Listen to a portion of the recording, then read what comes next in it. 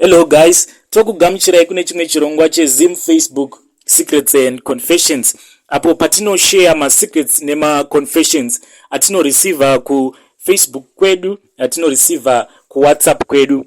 Kana une confession kana secret yaunoda kushare, you can share your secrets with us. You can also join our group pa Facebook rinonzi Zim Deep Secrets and Confessions Latest. Rekaiti vatapinda mu confession yedu yekutanga muzuva ranhasi. Confession yekutanga muzuva ranhasi yakamira sekudai. Hanzi makadi mukomanashi. Ini ndinogara munzvimbo yeSouth Africa. Ndakauya muSouth Africa ndisina kana munhu wandaiziva. Chinangwa changu ndichiuya muSouth Africa chaiva chekuti ndikangoshanda ndikawana mari ndobva ndamhanya kuZimbabwe ndototanga ukashop kangu.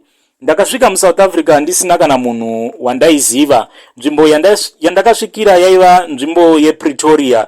MuPretoria umu ndaigara murengi. So zvandaiita ndaiti masikati ndaiswera ndichitsvaka mapiece job ekutsvairira vanhu dzimba mumarestaurant, then usiku ndouya hangu ndorara parengi. Semazuva ose ndakaita saizvozvo. Makuseni ndikamuka ndakananga kurobot kwataimaketa. Ndasvika kurobot, it was a quiet day. Kwaingova nevarume vatatu, ini ndikaita which 4. Takagara pasi zvedu tikatanga kukurukura pakabva pasvika imwe navhara yaiva yeblack ine matinted windows. Mumwe murume akavhura window akati ari kutsvaka vanhu vanokwanisa kunoita piece job kuplot kwake. Takasumuka tichimhanya tikanopinda mumotikari. Tava mumotikari, akadriva motikari yake akananga kumasuburb ekuPretoria. Tasvika kuya akabva ati tsvairai chivanze changu mubva mageza motikari idzo. Takaita sekudaro tichimhanya tichingopedza takabva taona kuti painge patosetewa table, and table iyi yaiva nechimwe chikafu chandainge ndisati ndambodya mukurarama kwangu. Ndiyo yaiva first time yangu ndichidyawo chinhu chinonzi bacon. Tapedza kudya murume uya akabva ati endai mugaraji iro munotora mapiki nemafoshoro tibva taenda kuplot. Tichingonopinda mugaraji muya takabva taona mune vamwe varume vaiva vakabata pfuti neumwe munhu airakidza kuti ari kurohwa. Varume vaya vakabva vati pindai mukombi iyo. Takanopinzwa mukombi. Tichingopinda mukombi takabva tavharwa kumeso nezvimwe zvimabhegi zveblack. Kombi iya yakazodhiraivhiwa kwechinguva chirefu.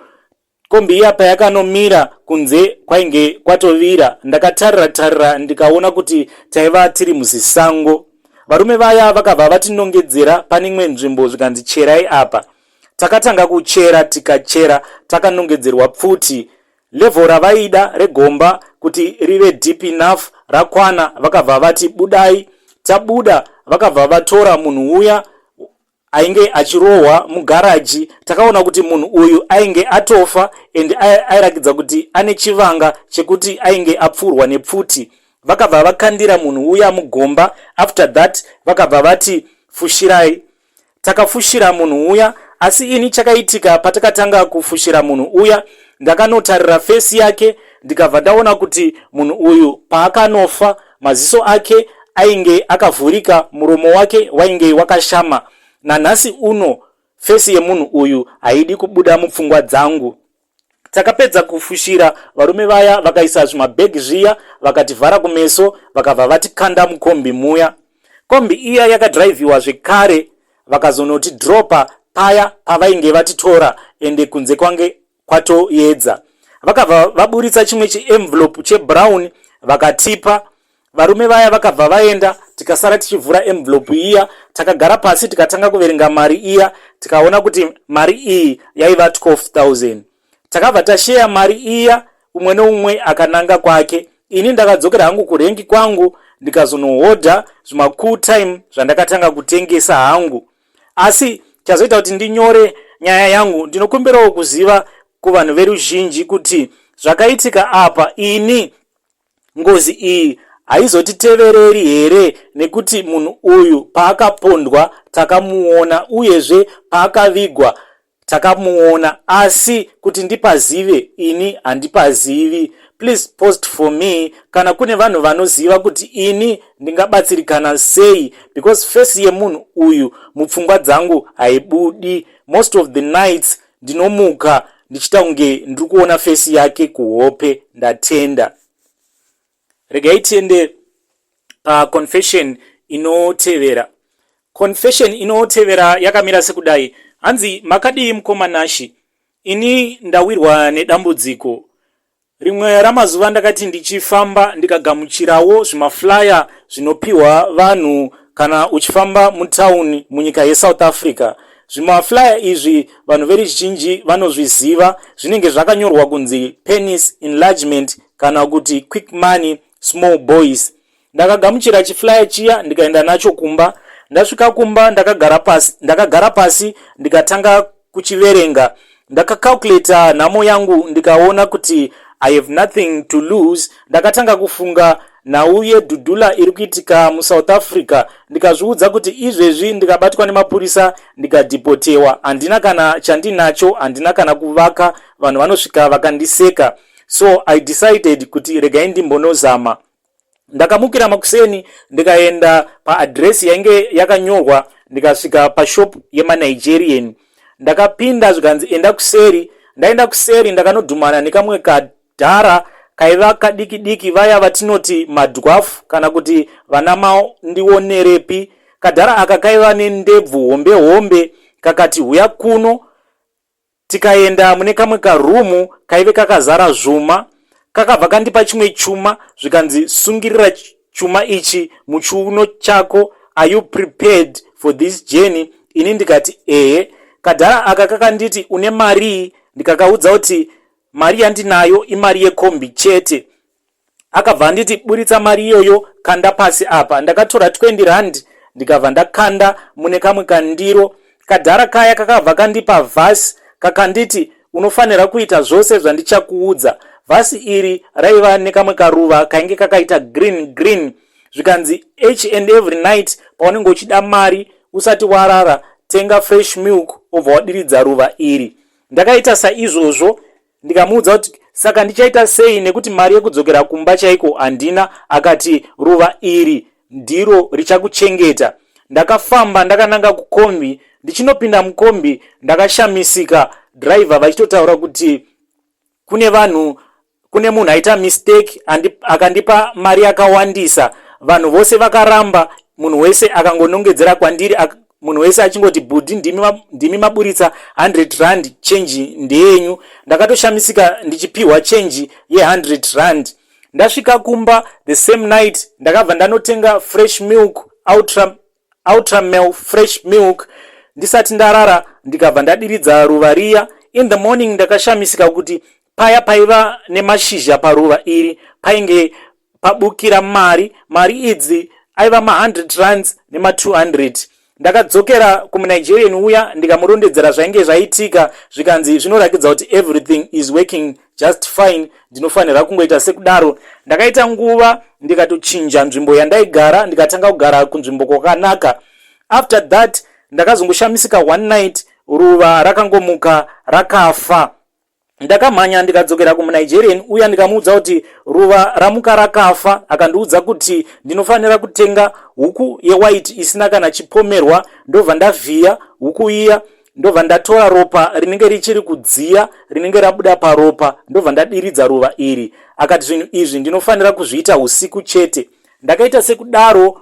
Then makuseni ndakashamisika ruva riya rakamuka rakatungira mari iya ndakaitora ndikatenga zvandaida. Chava kundinetsa iko zvino ndechekuti ruva riya raoma zvekare, uyezve hope dzandava kurota ihope dzinotyisa. Most of the nights ndinobatwa nemadzikirira asingaiti. Dzimwe nguva ndinoita zvekuvhumuka nyangwe masikati. Please help me. Ndakadzokera kumunigeria uyu akandiudza kuti iko zvino ruva iri rava kuda ropa, ringava rembudzi kana kuti mombe.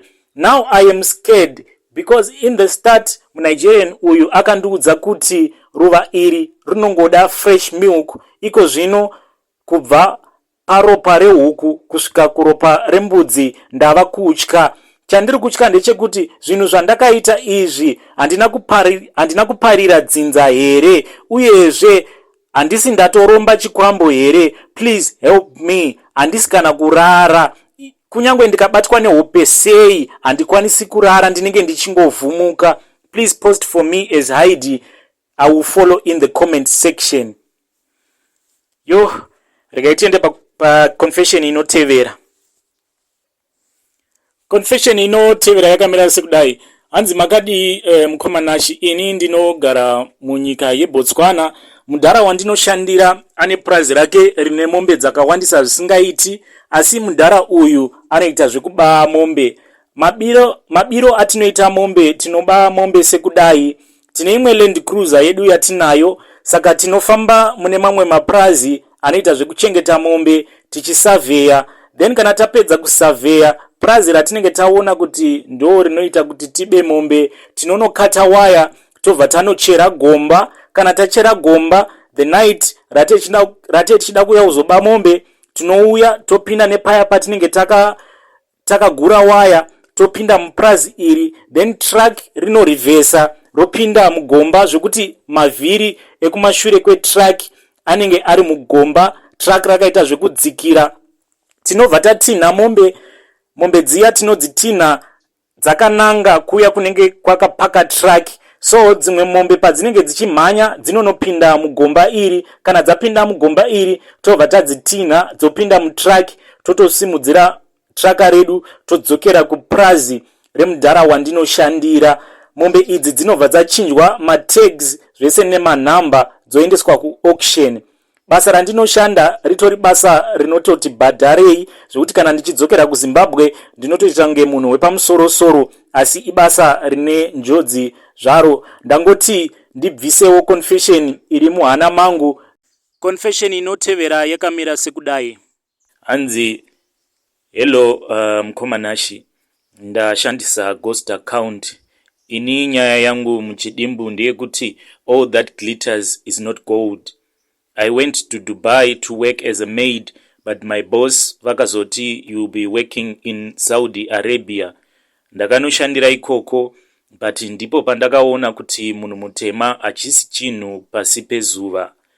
Kana imba yekugara ndanga ndisina, even pekuti ndirare ndairara mugarage. Sometimes ndakarara ndaimutswa mota dzichipinda. I had no rest. After many months, what surprised me, ndaigara ndichiendeswa kunotestwa ropa. After about a year, madam vakandiudza kuti muculture yavo hakuna chinonzi mushandi. Ini ndaiva ndiri concubine yepamba ipapo, kana kuti mukadzi anoshanda mabasa ose epamba, including kupa murume wepo bonde. Saka pose kana madam vakaneta oro vari kumaperiods, ndaifanira kufadza murume wavo. Murume wacho akaita bonde neni for about 4 months. Ndikabva ndabata nhumbu, vakanondibvisisa nhumbu iyi. After that ndikasungwa matubes. Sometimes shamwari dzabhosi vangu dzaiuya. Kana dzauya unofanira kutamba wakashama, anenge ada ndiye anorara newe muguest room. Apa ndaipihwa $200 US without any communication nefamily yangu yandainge ndasiya kuZimbabwe.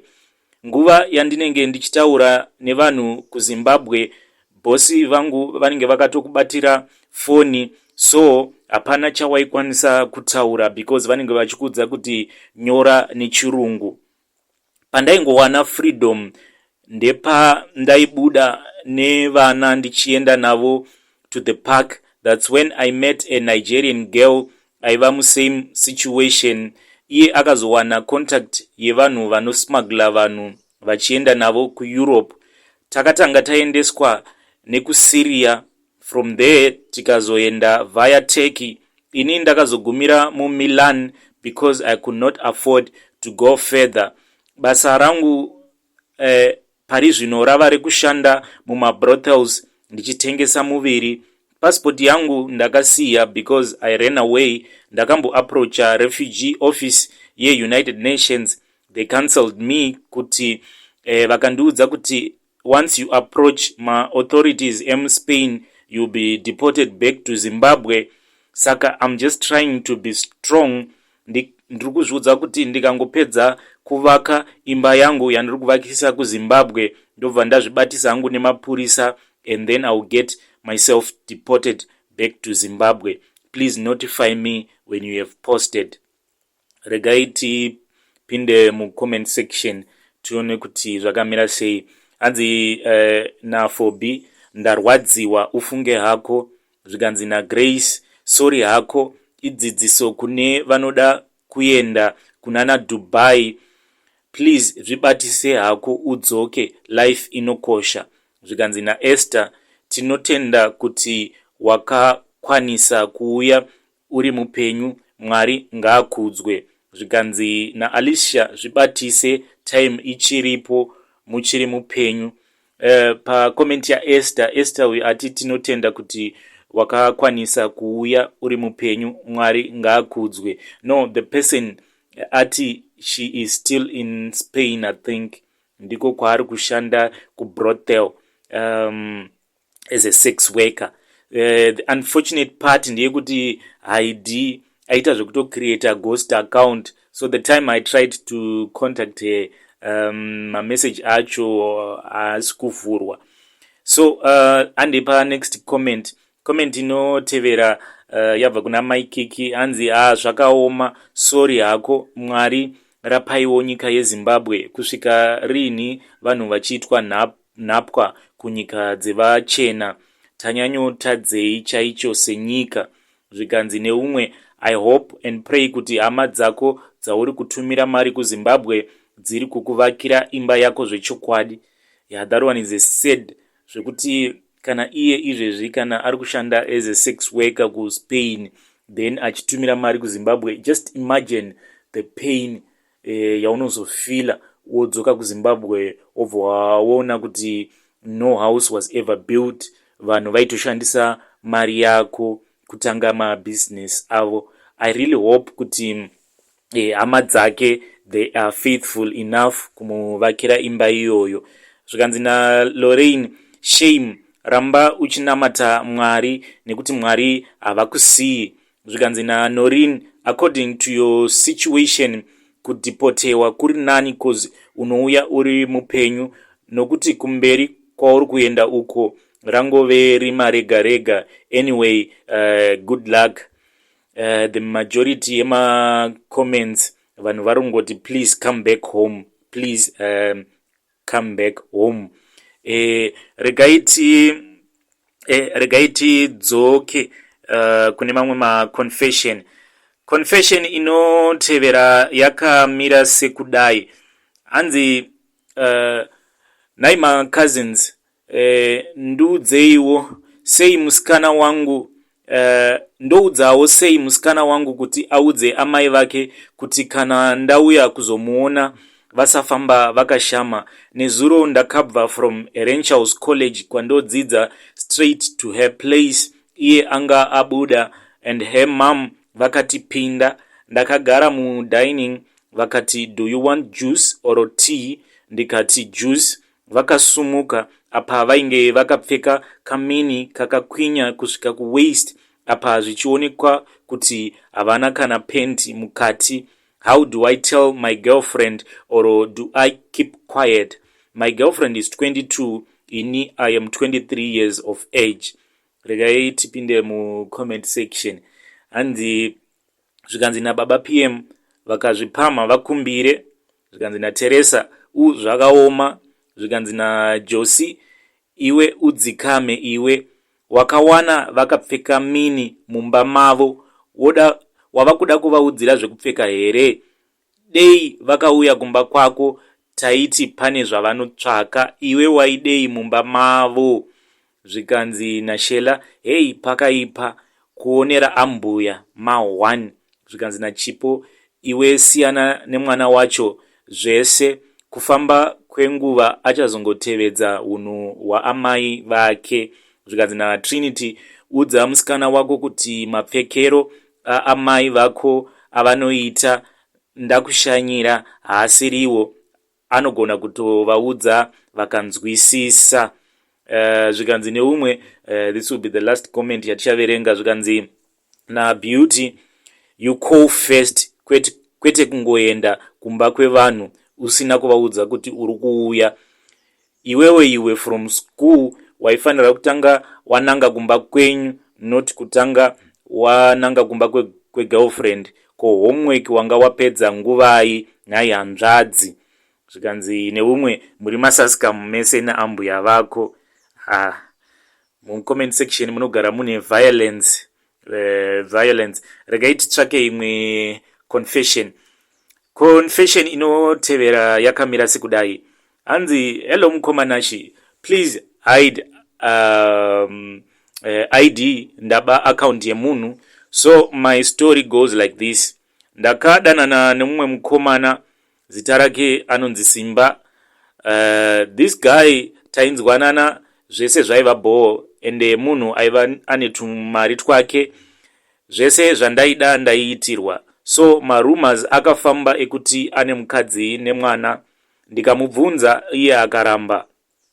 Ndakaudzwa again nemunhu wekubasa kwake, asi iye akaramba akati ndakamitisa kare ndichienda kuchikoro, so handigare nemukadzi, but I have a kid chete. So ndakazoona mapost emukadzi paFacebook, didn't know kuti aitova friend yangu paFacebook. Then I asked the wife about Simba. Akati yes, I am married to him. Tatove ne 4 years tiri tese. Chokwadi ndakarwadziwa tiu ndazoona munyaradzi wangu anonzi Kuda. So nyaya yangu iri apa chiri kundinetsa takabuda out, and then I found out kuti Kuda and Simba ma business partners vanotowirirana vanhu ava. Then I told Kuda kuti ndakambo data Simba and ndikamudza zvese zvakaitika. So Kuda ari kutoda kuroora, of which na Simba vanowirirana zvekutoshanyirana kumba. Pese paanouya Simba paanouya kuzoshanya, ini ndiripo ndinozvivharira mu bedroom me boyfriend, cause anorenta pa flat ine 2 bedroom. Ndovasiya ne friend yake, of which my boyfriend haana problem nazvo, asi ini zvinondiremera cause ndakaita zvakawanda naSimba. Vedare ndodii, hazvizondinetsewo here kumberi takugara tose. Please notify me when you have posted, please. Regai tipinde mu comment section. Comment section yakamira sekudai. Hanzi na Steve, I think vari kukuitisa. Ini hamborori munhu waanoziva kuti akadanana ne best friend yake. Hazvife zvakaitika, achangokupa mwana, then nyaya yaSimba ichabva yadzokera mudariro. I have lost that comment because bapinda imwe comment right now. Okay, regai tiende pane imwe comment. Hanzi, it's up to you girl, but azviite kuti uroorwe ne that guy. Musi wavanokonana, Simba wacho iyeye anotanga kuudza Kuda zvese zvamaita magara moyo. Usatamba nekuzonzi wakupinda nepatakabva napo zvorwadza wena. But kana kuri kuti wataura na boyfriend wako mukanzwanana, munochinja kwekuzogara, even kuchinja city kuti vasazosangana zvekudaro, even kushanyirana, iwewe waifanira kuudza boyfriend yako zvese zvakaitika una Simba, but chinozova futi chituko rimwe zuva. So try to move on, usiyane nevakomana ava. I think that is a good point, because if these guys vakanetsana, I think Simba uyu anokwanisa kuzotaura zvose zvamaita pabonde, so zvinokwanisa kuzoaffecta your boyfriend. Anyway, regai tsvake futi muono wevamwe. Hanzi zvikanzi na Athenkosi, marry none of the two because they are not fools, and worse kana vari mashona guys seni kudai, believe me, avapengi kuroora someone who has been sexually related to their friend. Don't fool yourself. Hauna marriage that is coming wangu. You are being used. Iwe uchifunga kuti wakapenga. Just look for someone somewhere apa vachakuchapaza big time, and they will dump you for a silly reasons. Shona guys, we don't marry vanhu vakambodanana neshamwari dzedu, especially wawakaita naye sex. Everything like you said yourself uri kuitiswa hako in capital letters. Zvikanzi naWini asi simba wacho uchiri kumuda here. You have to decide zvauri kunyatsoda, cause kana usisina chekuita naye handione need yekuhwanda uye gara wangosiyana nepast yako, cause how can you move on uchifunga zvekare, cause vashoma varume vari serious zvekuroora mazuva ano. Zvikanzi naNjabulo, chero wakaudza kuda chokwadi zvave kwaari kufuka kana kuwarira, mirira marooro. Kana waroorwa, tell habi kuti shamwari yako nomo kusvika pano, endai munotambira kuground. Zvikanzi naMore Blessing, zvakatopfuura zvine basa rei. Zvikanzi naDziva, siyana navo vanhu ava, kuda wacho atori nemukadzi wake ari kumusha. Regai tiende pane imwe confession. Confession inotevera yakamira sekudai. Hanzi, hello mkomanashi, ini hangu ndabvuma kuti shona rinohura. Please post for me as Heidi. Kwedu kwatinogara nhasi hatina kurara, yanga ingori kikiri. Amai mufundisi vabatirwa mameseji echikomba mufoni mavo. Makuhwa kaawa. Regai tipinde mucomment section tione. Zvikanzi neumwe, please mind your own hokoso. Ndimi vanhu munochekwa miromo parenki mataura kuti iwe uri kubirwa. Zvikanzi neumwe, mai mufundisi munhuwo. Zvikanzi naesi, kokuti shona rinohura ndokudii, chihure chingori muvanhu, not kuti shona. Anyway, regai titsvake imwe confession. Nyaya yedu inotevera yakamira sekudai. Hanzi, hello mkoma, please advise me. Musikana wangu pose patinonetsana anomhanyira kuda kundidhonza mabhora angu. Is it safe kumuroora? Comment section yakamira sekudai. Zvikanzi naLeo, zvikanzi ndiye chaiye anoziva mapatsi ekubata. Zvikanzi naEmma, yes, ari kukuratidza kuti ndi John Cena. Zvikanzi naTrust, no. Zvikanzi naEretina, kikikiki, muchimbonetsera nei dhonzwa. Zvikanzi naMutsagi, ane mweya wechimondi, usaroore munhu iyeye mushurugwi. Zvikanzi naPrecious, avoid kunetsana naye kana usingadi kudhonzwa mabhora acho. Zvikanzi naNetsai, roora ndiye chaiye, nekuti ukadena kunze uko unomuudza uita yaanoda. Zvikanzi neumwe, harisi rudzi rwanachiera here. Regai titsvake imwe confession. Alright, nyaya inotevera yakamira sekudai. Hanzi, hello mukoma nashi, please post for me as Heidi. Nyaya yava kunetsa ndeyekuti ndakafamba nezuro ndokunzwa kuti murume wako akaromba, ane mubobobo, anokuita mukadzi, ndosaka uchinzwa kuvaviwa nzvimbo yakavanzika. Hama izvozvi ndiri kunetsekana kuti sei murume wangu achiita zvakaipa kudai. Ndinogara naye nguva dzose. Zvino zvinhu zvaanoita zvava kundiondesa. Kukadoka ndinofunga nhamo iyoyo yekuitwa nemubobobo. Zvino ndinobetserekana sei, ndopaita sei ipapa. Ndinovata naye nguva dzose, ouyazve ndakarara. Ndaomerwa nekuita kwake, ndodii. Apa mumba ndakambouraya chidhambakura chekutanga, chechipiri ndakachiona mupaseji ndokuchiuraya, asi ndinozviona manheru chete. Akandinzwa ndichichitema akabvunza kuti kochii.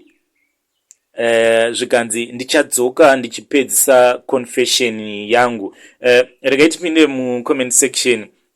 vanhu vazhinji vanga vachingoti dzoka futi oro inbox me ndikubetsere. ndiRuth yanga achiti inbox me ndikubetsere panhau dzemubobobo. I have knowledge kuti ndinoziva kuti zvinofambiswa sei. Zvikanzi naTrust, ndimi munotanga nekunyima murume bonde, otanga kuita bonyora, opedza otoita oti mubobobo beta, haufanani nekunyimwa bonde. Zvikanzi naNaboth, gezani salt and garlic usati wavata. Zvikanzi naOmega, dzokerai kwamakaudzwa ikoko vakupei kundiso. Zvikanzi naMakore, yowe udza hama dzako nyaya iyi kuitira mangwana ukazowana chinokuwana. Zvikanzi naPeimo, ko pedzeranaika zvese ikoko kumuprofita, hanzi iko pakundiso, please come back. Toda kuziva kuti full confession yakamira sei. Zvikanzi naAngelica, enda unorapwa fungal infection iri kupota ichikuvavisa kuzasi, consult gynecologist. Zvikanzi naNetsai, tsvakamwari. Zvikanzi naJoe, chenjera kuparadza imba yako nemaprofita enhema. Zvikanzi naProsper, teteshuwa munoputsa misha nezviprofita zvenyu. Dambudziko rinopera nekunamata chaiko, regedzai kufadza Satani. Pano huipi hwakawanda izvozvi, muri kuti munouraya zvidhambakura. Kwatove kurombeswa uko, zvimwe muri kutorombeswa nemaprofita. Ndakaona imwe episode paSly Media, vanhu vakaenda kumuprofita vachida kubatsirwa, vakapedzisira varombeswa. Be careful nemaprofita awa. Regai titsvake imwe confession. Confession inotevera yakamira sekudai. Hanzi, hello mukoma Nashi, my secret ndeyekuti pane time yakambonetsa fuel muZimbabwe. Isu taifamba tichiba oil mumatransformer emagetsi, totengesera vanhu vemaservice station. Vanhu vemaservice station vaibva vamixa oil iya yetransformer nepetrol, but mota zhinji dzakafa nekunoka maengine because petrol iyi inenge yamixwa neoil yetransformer yemagetsi inenge yava too thin. Mumwe mufesi wangu one night takaenda kunoba oil, hameno kuti chii chakaitika. Ari pamusoro pewaya dzemagetsi takangodzwa kuti pa, moto ukabva wapfuta. Munhu ndiye zii. Takaedza kumudonhedza nedanda, but ainge atsva akanamira patransformer. Tambo yemagetsi yakamurova pahuma, moto ukabva waboora musoro wake, pakaitika buri kubva pahuma kusvika kugotsi. From there ndakabva ndasiyana nazvo ndikaenda kuBotswana. Ndo inonzi secret iyi. Regai timbopinda mucomment section tione kuti zvakamira sei. Zvikanzi naPatience, shame, very sorry neumwe wako akafa, zvinorwadza yo. Zvikanzi naEva, ndidzorere mota yangu. Eva kasi une mota yakanokeswa nepetrol dzainge dzakamixwa neoil here. Zvikanzi naMercy, kutotaura kudai kureva kuti pane zviri kunetsa, pane zviri kuitika. Uchanyatsotaura hako, wati wadii hausati watanga. Zvikanzi naEmpress, nhamo zvainoita so. Zvikanzi naJoseph, ndiye akutuma kuti utaure hausati watanga, uchataura chokwadi kwawakamusiya. Zvikanzi naTasha, kuno kuBotswana wava kufudza mombe yako mukomana. Zvikanzi naMitchell, corruption muZimbabwe haipere, naivo vemaservice station dzaiva mbavha zveshuwa. Zvikanzi naPrecious, saka wakatosiya shamwari yako ipapo here. kana kumbochemawo vamwe. Ko guilty conscience iri kuti chii, kasi ndiyo yakutuma here kuti uye kuzokonfesa. Zvikanzi nachichi, saka kubotswana wakuita nezvei. Zvikanzi neumwe na comrade president, imi mbavha dzeoil makationesa chitsvuku kubva 2006 zvichienda mberi. Shuwa takazomboisiswa madhola imba yega yega kuti tiisirwe transformer uriwe hako, gara ikoko kubotswana. Shuwa magetsi munana 2006 akambonetsa, mbavha dzeoil dzematransformer dzakambonetsa muZimbabwe kuma 2006. Regai tiende pane imwe confession. Hanzi, hello mukomanashi, ndokumbira kuti mundibvunzirewo kuti ndoita sei. My husband, ndakamubvunza kuti why do you cheat on me? Iye akati anofarira sex nevanhukadzi vaviri panguva imwe, saka akati ndigamuchire zvaari. Akati titsvake girlfriend yekuti he can sleep nesu panguva imwe, please advise me. Comment section yakamira sekudai. Hanzi na Atenkosi, dear innocent woman, sit down with your husband without any emotions involved and tell him how you feel about it and how you are not comfortable with it in a nice way, and allow him to go on with his wishes. If he feels that your opinion and feelings about the issues doesn't matter, unyoro wako in your approach is going to work for your advantage, nekuti anozonyarawo nazvo. Zvikanzi na Yvonne, abuse zvayo. Zvikanzi na Thelma, hede inga varume vari kuita zvinogara zvakadaro. Zvikanzi na Joyce, zvakaoma, iyi ndiyo inonzi abuse chaiyo. Zvikanzi na Tinashe, iwewe wacho une dzauri kutoitawo. Kuona kwangu amai vari pamusha havabvume ende havafe vakateerera sezvauri kuita izvi. Zvikanzi na Energy, iyi ndio inonzi satanism. Zvikanzi na Admire, hakuna murume akadaro.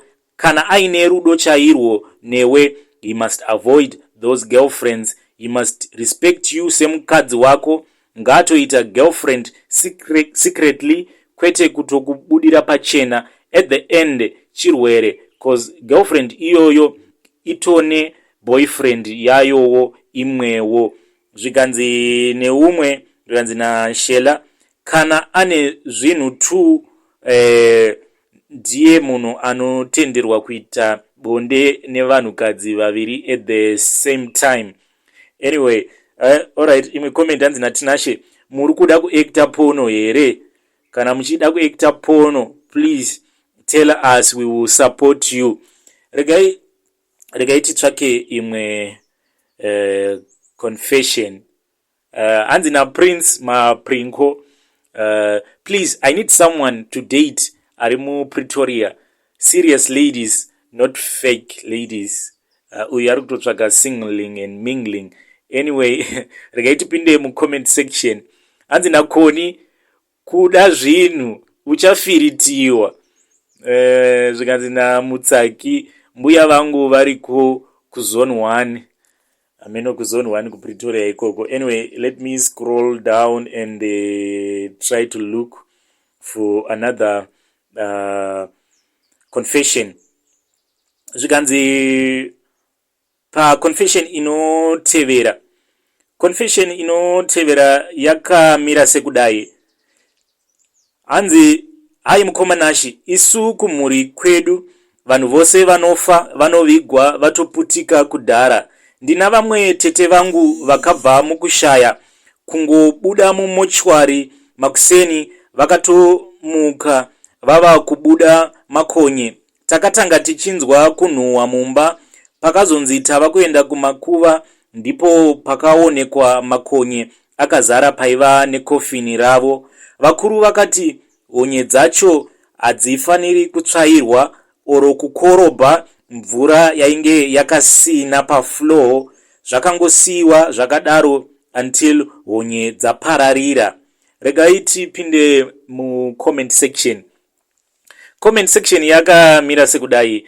Zvikanzi naLetwin fambaika, zvikanzi naDiana yo kutanga kuzvinzwawo inga zvakaoma muchizogarika here mumba macho.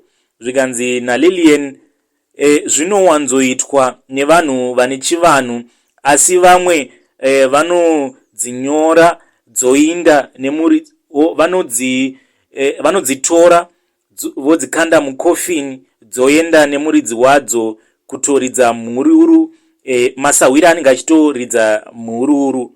Zvikanzi naAugustine ini kwedu tinoziva kuti dzinotsvairwa dzoiswa mukofini dzoenda nemuridzi wadzo. Zvikanzi naStandizile hei vanhuka zvatinobata zvakaoma. Zvikanzi naTongesai zvinoreva kuti pane mhaka yakaparwa ikapfimbikwa ine shungu, ngaitotsipikwe panzira kana pasi peibwe gurusa, kuitira kuti zvisaramba zvichiitika.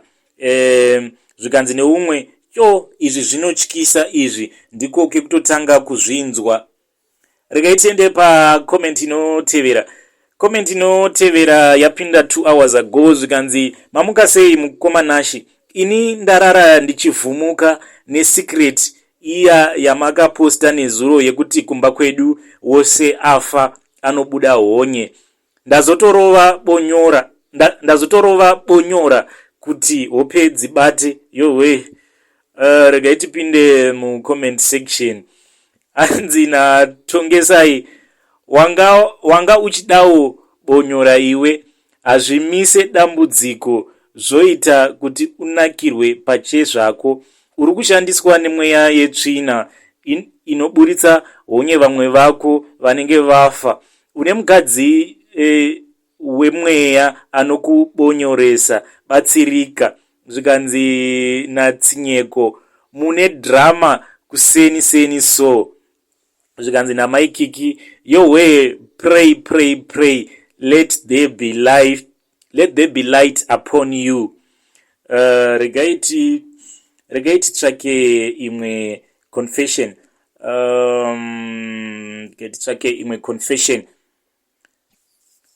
Confession inotevera yakamira sekudai.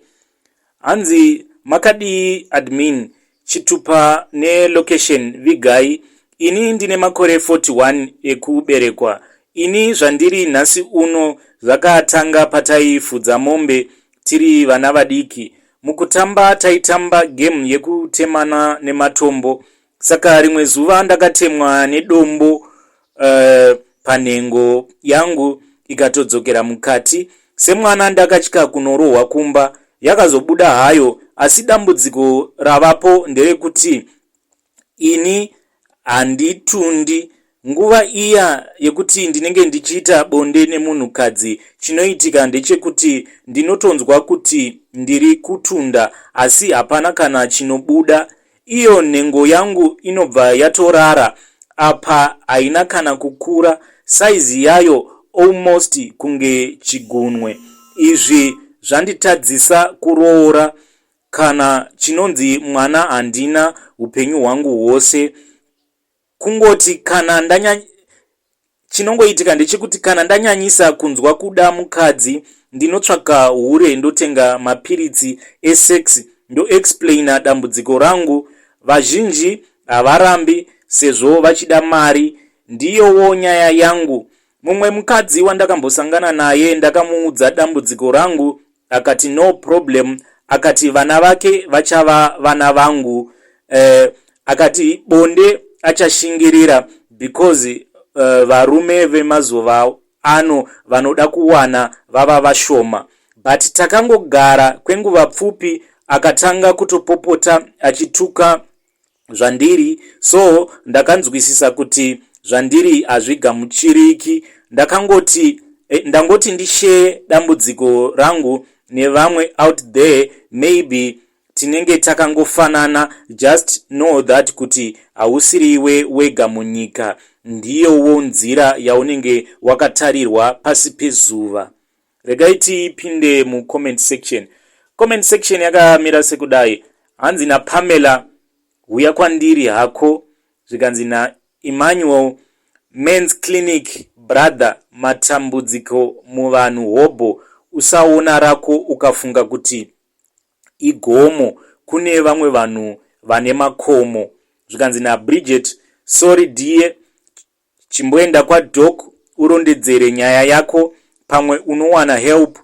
Vakadzi tiregedze kutuka kana munhu akaremara.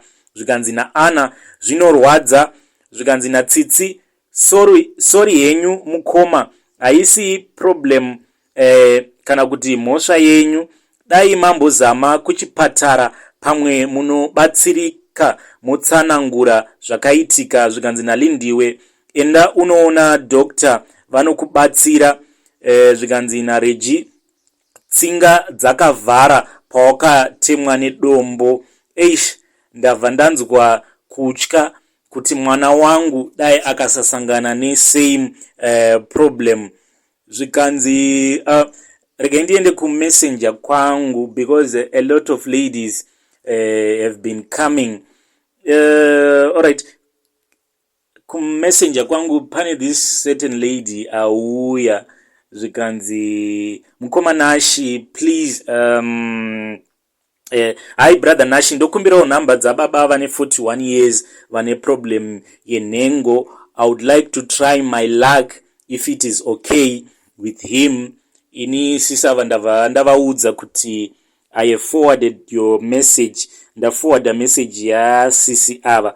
Then kwabva kwauya futi umwe mwanasikana wechidiki. Zvikanzi please mukoma Nashi, post ya Haidi ndaiona yemurume anoti he is 41, haana vana, haana mukadzi, achiti nhengo yake idiki.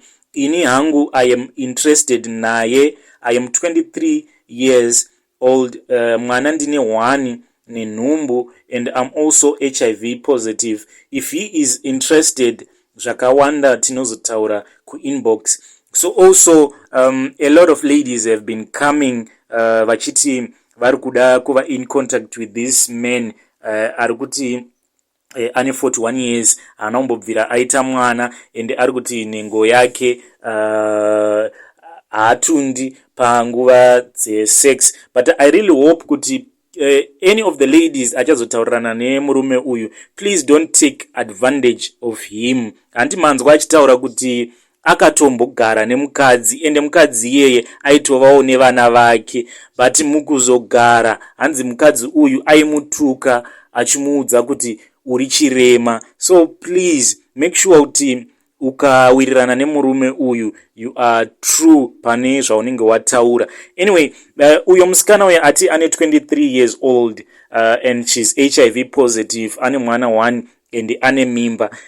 If there is any guy out there and are also HIV positive or even are HIV negative, if you want someone, you can come to my inbox. I will try to contact to link you up name Skana Uyu. I'm also going to speak with the young lady and I'll ask for a permission. Akanipa permission, then I will post pa group redure ku Facebook kuti she's searching, but she's searching and ane nhumbu. So kana wamuda unofanira kumuda ni HIV status yake, ni mwana wake, ni nhumbu yake, and I really hope kuti she will give me that permission.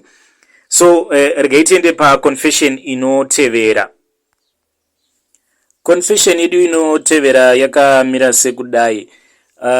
Apologies, I think pane munhu ari kuzama kundifonera. I hope that is not going to mess up with our recording because ndiri kurekodha nefoni yangu. Anyway, confession yedu inotevera yakamira sekudai. Hanzi maswera sei mukoma Nashi? Ini ndasangana nedambudziko. Pese pandinopinda mumba yemukati nemurume wangu, nguva iya yekuti tava kunorara, ini ndinomufuratira, not because kuti tinenge tatukana, but nekuda kwekuti ndikavhara maziso angu ndinoona ndichikwirana neumwe murume wandakamboona mupfungwa dzangu, ndinotoona achindiromenza zvisingaiti. Pose pandinenge ndichifunga kudai, kuzasi kwangu kunobva kwatotota zvisingaiti, but kumurume wangu handina kana feeling. Please help me, ndava kupenga here? Regai tipinde mucomment section. Comment section iri kuita kubvira chaiko. Hanzi Patience, iyi ndiyo inonzi spiritual husband. Inorwadziwa pakuti iri very jealous. Ukaita bonde nemurume wako inobva yatsamwa, inopedzisira yauraya murume nekuti haidi kuti upinde mumba asi kuti uite zvechipfambi. Hauione nekuti chaisingadi icommitment, haufanire kugara muwanano.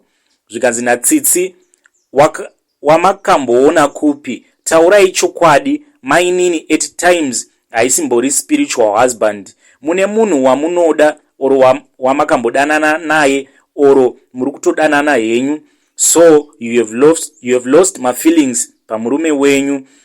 Munongo imagina muna John zvenyu. Ichi ndicho chinonzi chihure. Zvikanzi naLiza, spiritual husband sisi, asi ndinoti shingai nekunamata plus kubatsirwa zvinopera. Torai cooking oil isina kushanda and then motora a small container, a clean one, kagaba kakapera mafuta ekuzora moisa imomo, and then kneel down. Simudza faith yako, unamata uchitaura kuti ndakugadzira anointing oil yangu iyi, I believe kuti by faith zvatoita. Wozora kana waakurara, unozora kuma private parts ako, uchizora unenge uchitaura kuti please God anoint my private parts, kuti devil akauya haasi kuzowana access.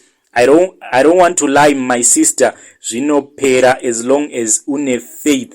Let me like this comment. I'm going to approach Liza and here kuti anokwanisire kuzombotipa recipe iyi yaatipa zvizere.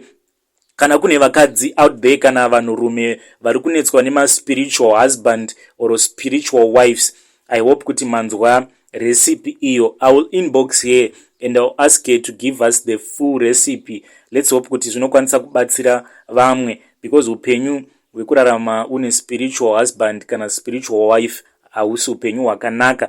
Zvikanzi namuvengwa, mweya iyi ndo inonzi mweya yezvikwambo. Zvikanzi natafadzwa, sorry hako, batsirwa cause spiritual husband ma1, imba inoparara manje manje. Zvikanzi namai Kiki, pray zvinopera izvo ma spiritual husband. Pinda pama midnight prayers. You can also join my powerful prayer groups akafanana nana Hana ya prophetess wadza, DOV vanhu vari kudzikinurwa big time. Hanzi you can join vana Hana ya prophetess wadza. I hope kuti wazvinzwa ID. And this thing yekuti kunamata midnight, also vanhu vazhinji vari kuti ID namata midnight, hanzi kuma 1-2 am muka uchinamata. Regai tiende pa comment inotevera. Confession yedu inotevera yakamira sekudai. Hanzi na Nigel, makadive dare, ini ndiri murume ane makore 30 years ekuberekwa. Nyaya yangu yakadai, ndakakura ndakapusa kusvika pa 20 years handina kumboita musikana oro kurara nemunhu. Then at 21, shamwari yaasisi vangu vane 42 years, murume wake akashaya. So one day akauya kumba achida kuona sisi vaive vasipo. Ndini ndaivapo sezvo taigara pa family house. Ndakamuvhurira door akapinda, then takataura, akamirira sisi, but sisi havana kudzoka until ndapinda muspe mangu. In minutes ndakaona munhu apinda mumba mangu, ndokutanga kutaura zvezvinyadzi. Ini ndaitotya nekupindura kwose, so akabva andirayira ndokuto itisana, akandibvisa ujaya. that very day. So takakontinua tichirara tose kusvika akuti wava murume wangu, ndokuitira zvose zvaunoda. Takaronga kuenda kuout, tikaenda akabva andipa mota. Ini kwandiri zvatova normal, but yakaita kunge secret. Little did I know kuti it was planned nasisi vangu. Chakazoitika ndichidanana naamai ava, vakasvika pakurwara ndobva vati ndiri kuda kuti unosaina mamwe mapepa. For sure takaenda kunosaina, then vachibva vati ndikafa make sure kuti you fulfill my promise. Ndikati yei, zvikanzi usazoroora umwe mukadzi asi mwana wangu. 2019 vakashaya, ini nemwana wacho hatina affection, zvinhu zvose zviri muzita rangu. So ndafunga kumudzinga pamba pangu cause ndakuda kuroora. Ndakarara naye ka2 asi haasi kundiitira sezvaita amai vake. Sisi vangu vakapihwa mari neshamwari yake. Now ari kuti ndokusungisa ukada kuita zvauri kuda kuita. So ndodii hama? Such a complicated story. Regaiti mbopinda mu comment section tiverenge ma comments 1-2. Zvikanzi na say little Joe musire zvinhu zvese uende, otherwise mai vacho vachakupfukira. Zvikanzi na Irene amai vacho vakafanei. Zvikanzi na Faith rega uone that spirit will haunt you, you better surrender everything kumwana wemufi or gara naye, learn to love her. Zvikanzi iwe zvikana Sydney, iwe unokodzera kutukwa. Iwe apa uri kuda kuita makwikwi nemweya here, wakabvumirei kundosaina kana waisada.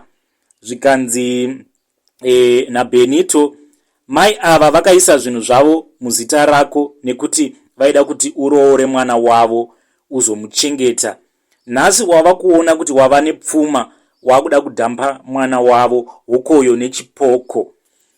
Regaiti tsvake imwe secret yedu inotevera yakamira sekudai. Hanzi, hi mkoma, please post for me as Heidi.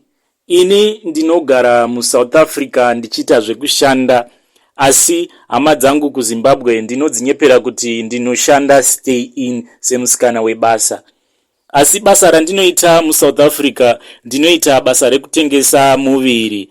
Mostly ndinotengesera kuma truck drivers. Sometimes ndinokwanisa kubhukwa na truck driver anenge achitoita long distance, maybe from Durban to Messina, then kana adzoka muJoburg obva andisiya zvangu. Ndiro basa rinoraramisa mhuri yangu. Please post for me as Heidi. Regaiti tsvake imwe confession. Secret inotevera yakamira sekudai. Hanzi, makadii mukoma nashi? Ini ndinokumbira kuti mutiposterewo nyaya yangu kugrupu.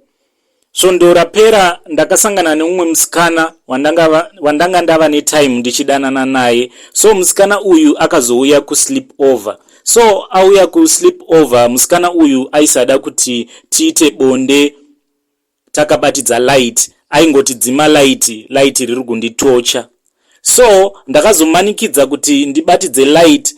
After ndabatidza light, varume ndakashokeka. Ndinokumbira kuziva kuvanhukadzi kuti zvinhu izvi zviriko here. Mukadzi uyu aibuda mvura yakawandisa kuzasi kwake nguva yebonde. Mvura iyi yainge yakakora, yakaita yellow. Please help me. Ndatomboenda kuchipatara kuti ndinotestwa STI. Ndinokumbira kuziva kuti zviriko here kuti kana uchisangana nemunhukadzi obuda mvura yakawandisa asi mvura iyi yakakora kunge mukaka. Mukadzi ane makore 39 ekuberekwa. Ini mugore ra2020 ndakauya muSouth Africa kuti ndiuye kuzotsvaka raramo. Chakakonzeresa kuti ndiuye muSouth Africa ndechekuti ini nemurume wangu tainge tarambana. Mushure ndabata murume wangu ane girlfriend mumba mangu. So I moved from Zimbabwe ndikauya muSouth Africa. Vana ndikanosira amai vangu kumusha. ndauya muSouth Africa ndakasvikira kuprazi riri munzvimbo yeMessina kunonzi kuOld Days. Ndakambosvika ndikagara kwenguva refu ndichitsvaka basa ndichishaya. Chaindishaisa basa ndechekuti kuti uwane basa vanhu vaiti unofanira kutanga wadanana naforomani. Asi sezvinei Mwari vakazonzwawo munamato wangu, mumwe musi murungu akauya kukomboni vanhu vose vari kubasa, akandibvunza kuti uri kutsvakei. Ndikati ndiri kutsvakawo basa. Murungu akazonditora akati handei kubasa unoshanda. Ndakashanda kuda kwemwedzi, ndipo pandakazoudzwa nevamwe kuti kana uchida kuramba uchishanda unofanira kutanga warara naforomani. Ndakamboramba asi ndakatoshamisika. Foromani vandiudza kuti mangwana usauya kubasa. Ndakamboti pamwe kutamba, asi ndakatoona kuti 2 weeks dzainge dzatopera ndakangogara. Foromani vakazouya kukomboni vakati munhu wese asingashandi pano haatendedzwi kugara pano. So I had no choice. Monday inotevera ndakamukira kubasa. Usiku hwacho foromani vakandiudza kuti ndiuye kumba kwavo. Ndakamborwadziwa asi ndakaita sekudaro ndikaenda kumba kwavo ndikanopinda mumba mavo. Ndakatosvika foromani vava mumachira. Pandakapinda vakabuda mumachira vasina kana kupfeka, vachibva vakiya door vakatipinda mumagumbeze. Ndapinda mumagumbeze ndakavakumbira kuti kana vachiita havo bonde neni. Ndikati itai bonde makadzivirira, asi vakaramba. Vakaita bonde neni usiku hwose without any protection. Ndikazvigamuchira. Nguva yavaita bonde neni ndaingozviudza kuti I am doing this for my kids vandakasiya kuZimbabwe. Pakazopera about 2 months ndipo pandakatanga kunzwa makuhwa ekuti foromani vanonwa mapiritsi eHIV. Ndichinyora kudai ndinonzwa hasha, ndinonzwa kuchema mukati memoyo wangu kuti asi foromani ava, why did he do zvinhu zvakadai kwandiri? It's almost 3 months now and ndiri kunzwa kuti as if muviri wangu ndiri kunzwa kungoneta, ndinonzwa kunge ndiri kuda kungobatwa neflu. I want to go to the clinic but hana yangu iri kurova. Ndakamboverenga paGoogle masymptoms ose ari kuitika pandiri. Ndakaona kuti ndiwo early symptoms eHIV. Please post for me ndiwanewo advice, ndiwanewo kurudziro yekuti pandinoenda kuchipatara kana ndikabatwa ndiri HIV positive ndizvigamuchire sei, because ndiri kunzwa as if ndikangobatwa HIV positive ndomhanya hangu murodi, ndotsikwa hangu negonyeti, ndofira ipapo. Chinondirwadza ndechekuti kubva ndichikura ndaiva musikana ainge akazvichengeta, ndakawanikwa ndiri mhandara. Even though ndakazobuda mumarriage mangu, foromani ava ndivo vaiva the next men wandakarara navo. Muupenyu hwangu ndakangorara nevanhurume vaviri. Please post for me as Heidi. Ndinokumbirawo advice, ndinokumbirawo counseling yekuti ndingazvigamuchira sei. Ndatenda. Guys, ndiyo yanga iri confession yedu yekupedzisira muzuva ranhasi. Confession inonzwisa tsitsi, confession inosuwisa. Anyway, on a sad note, we are going to end this episode. Please subscribe to our channel and also like our videos. And also, ndinongoda kukumbira ruregerero because I'm still recording my secrets hour ne phone yangu, so there is a poor audio quality. Anyway, you can find me on Facebook. The name is Nashi Boy Charowa. Tine group redu re Zim Deep Secrets and Confessions latest. You can join the group and you can join the family. Kana uni confession yako unokwanisa kundisendera confession yako, then ndo share nevamwe. Until we meet again, tongoti happy secrets and confessions.